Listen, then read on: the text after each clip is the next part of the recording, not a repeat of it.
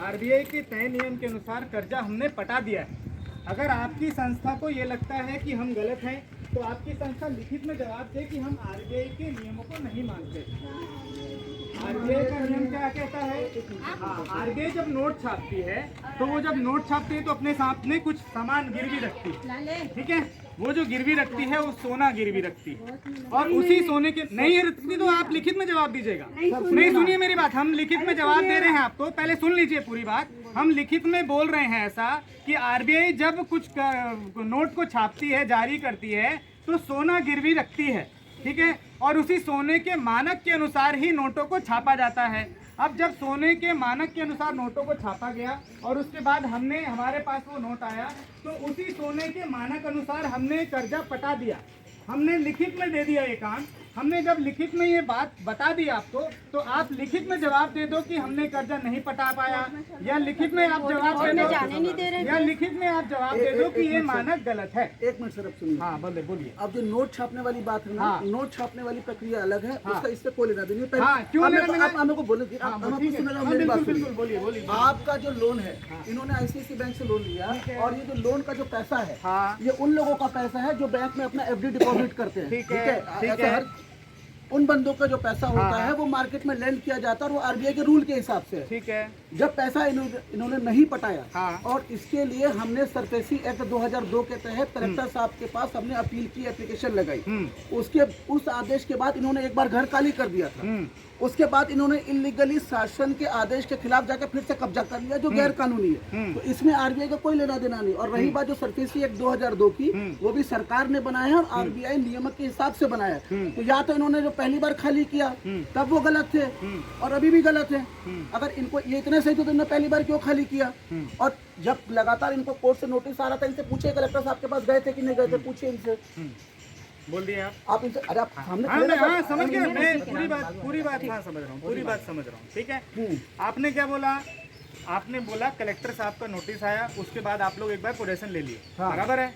ये बात बराबर है ना? बिल्कुल। उसके बाद हमने यहाँ पर अपना सामान रख के अपना रहने लग गए। अवैध कब्जा है सर। हाँ, ठीक है, आपके हिसाब से अवैध है, वो अवैध नहीं है। हमने लिखित में दिया है, हमने लिखित में कलेक्टर को दिया है, बैंक में भी लिखित में दिया है। आपने पोजीशन होने के बाद सुनिए मेरी बात, पोजीशन से कैसे लेना देना नहीं है? प्रक्रिया क्या है? प्रक्रिया क्या है? प्रक्रिया में आपको प्रक्रिया बताइए क्या है? कितना लोन बचा रहता है, कितने ड्यूरेशन में, तो आप ऐसा कार्रवाई करते हैं? इनका हाँ तो बताइए ना भाई साहब, हम बता रहे हैं। अब मैं आपको बता रहा हूँ, आरबीआई ने नोट छापा है, देखिए मैं बता रहा हूँ। आरबीआई के नोट उसका रिलेशन है इससे, उसका रिलेशन है, मैं रिलेशन नहीं डाल रहा हूँ। मेरी बात पहले सुन लीजिए। जब आप बोल रहे हैं कि ये बैंक में किसका पैसा जमा है, आम जनता का, आम जनता का पैसा जमा है, आप बोल रहे हैं ना, तो आप आम जनता के पैसे के साथ फ्रॉड कर रहे हैं। तो पूरी सुनिए, बैंक यही कर रहा है, बैंक यही फ्रॉड कर रहा है। सुनिए, बैंक फ्रॉड नहीं करता, बैंक बात मैं बता रहा हूँ। अरे मैं लिखित में जवाब दे रहा हूँ। मेरी बात आप एक बार सुनिए। मीडिया के भी यहाँ साथी हैं, जितने भी मीडिया के साथी हैं, एक बात को समझिए। आरबीआई का जो एनुअल रिपोर्ट है, आरबीआई के एनुअल रिपोर्ट के अनुसार आरबीआई ने नोट छापा है 34 लाख करोड़ रुपए का। इसका मतलब कायदे से क्या है? आरबीआई ने यदि नोट छापा है 34 लाख करोड़, तो मैक्सिमम बैंक जो है जनता को कितने पैसे दे सकती है कर्जे में? अगर 34 लाख करोड़ की करेंसी है तो कितने पैसे दे सकती है बैंक कर्जे में? 34 लाख करोड़, ठीक है। अब ये रिपोर्ट मैं आपको बता रहा हूँ, आरबीआई ने छापा है 34 लाख करोड़, जिसमें नोटों की भी संख्या इसमें है, जिसमें सिक्कों की भी संख्या इसमें है। अब उसके बाद देखिए कि बैंक कैसे फ्रॉड कर रहा है, और जितने बैंक है सारे बैंक के फ्रॉड कर रहे हैं। मैं मुंह पे बोल रहा हूँ और लिखित में भी दूंगा। दूसरी चीज, एसबीआई ने 34 लाख करोड़ की आरबीआई ने करेंसी छापी है। एसबीआई ने कर्जा दिया है 32 लाख करोड़ का। बैंक ऑफ बड़ौदा ने कर्जा दिया है 9.5 लाख करोड़ का। पीएनबी ने कर्जा दिया है 8,85,000 करोड़ का। कैनरा बैंक ने कर्जा दिया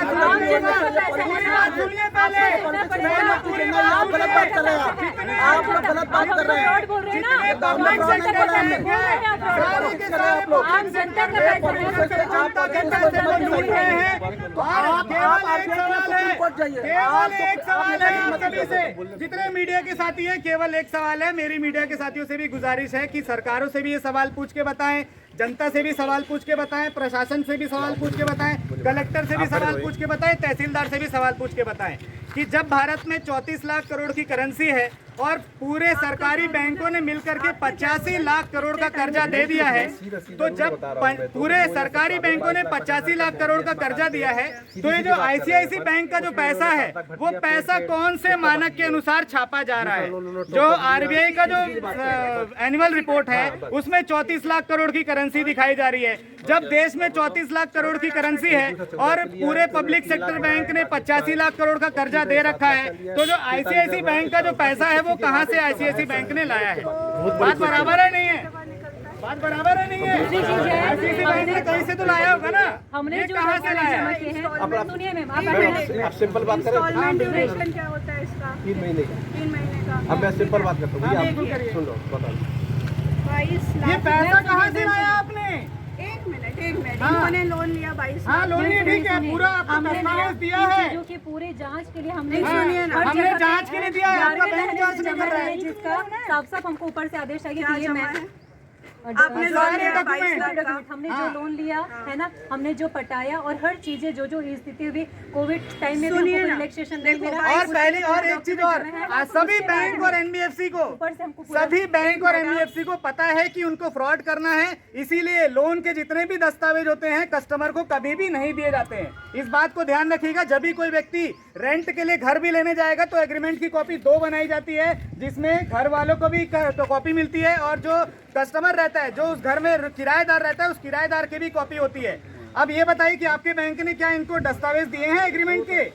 आप मेरे को एक बात बताइए। आपने दिए हैं कि नहीं दिए हैं? एक मिनट आप बताइए। ये बताइए। 22 लाख आपने लोन एग्रीमेंट दिए हैं कि नहीं दिए हैं? 22 लाख आपने एग्रीमेंट दिए हैं कि नहीं दिए हैं? एक मिनट तो सुन तो लो मैडम, क्या 22 बोल रही लाख लोन लिया हाँ, आपने किसमें? 21 नवंबर को। हमें में तो नहीं दिया ना, आपने दस्तावेजों लिया के आधार पे 22 ना। लाख को। अरे दस्तावेजों के आधार पे दिया आप ना, बताइए दस्तावेजों के मैडम, आधार पे हम आपने बात लिया कर रहे हैं। लोन? मत बोलिए, कुछ मत बोलिए।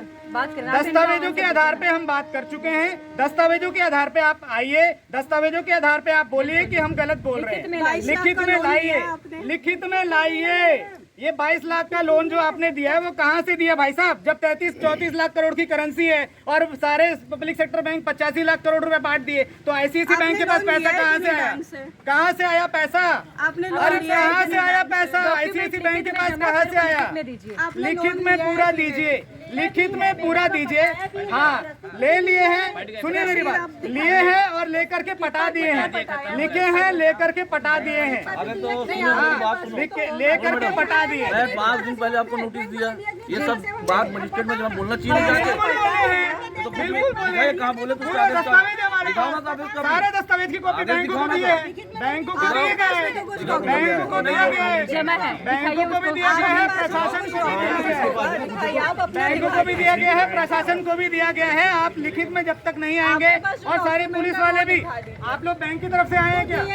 आप लोग बैंक की तरफ से तो नहीं है ना, लॉ एंड ऑर्डर के लिए आए हैं, बैंक की तरफ से तो नहीं आए ना कोई भी पुलिस वाले भी। कभी भी एक चीज ध्यान रखिएगा, कोई पुलिस वाले बैंक की तरफ से नहीं आ सकते हैं। यदि कोई पुलिस वाले ऐसा बोलते हैं कि हम बैंक की तरफ से आए हैं, तो उसके खिलाफ भी आप शिकायत दर्ज कर सकते हैं। बताइए, और जिसको क्या क्या सवाल है पूछना है पूछ लीजिए भाई साहब। और पोजेशन का प्रक्रिया बताइए। प्रक्रिया कस्टमर को नहीं बताया जा रहा है कि पोजेशन की प्रक्रिया क्या है। प्रक्रिया कस्टमर को नहीं बताया जाता है कि लोन जब व्यक्ति नहीं पटा पाएगा तो उस कंडीशन में क्या क्या चीजें होगी। प्रक्रिया नहीं बताया जाता है कि आपके घर को किस तरीके के नीलाम किया जाएगा।